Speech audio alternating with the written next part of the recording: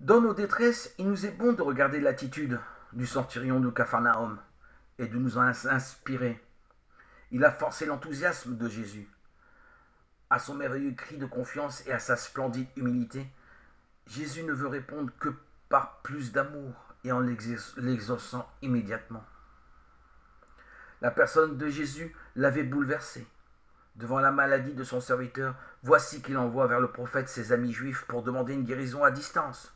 Rien que cela, son audace et sa foi enchantent Jésus, surtout lorsqu'il lui ose faire porter ce message.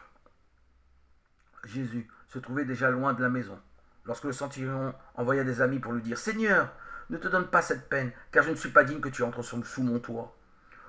Aussi n'ai-je pas osé aller à toi, mais dis un mot et que mon serviteur soit guéri. En effet, je suis moi-même quelqu'un de soumis à une autorité, ayant sous moi des soldats, et je dis à celui-ci, va, et il va. À un autre, viens, et il vient.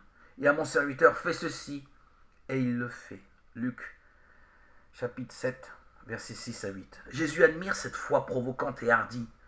Bien plus, cet homme qui lui donne un ordre l'enchante.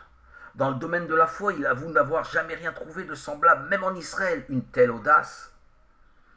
Ce qu'ayant entendu, Jésus l'admira.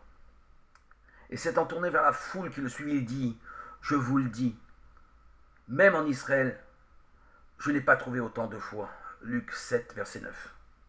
Jésus, dans sa réponse, établit une égalité quasi algébrique entre la foi et l'accueil de Dieu face à nos demandes. Va, qu'il te soit fait selon que tu as cru. Matthieu 7, verset 13. Et il ajoute, pensant à vous et à bien d'autres. Oui, je vous le dis, beaucoup viendront de l'Orient et de l'Occident et prendront place avec Abraham, Isaac et Jacob dans le royaume des cieux. Matthieu 7, verset 11.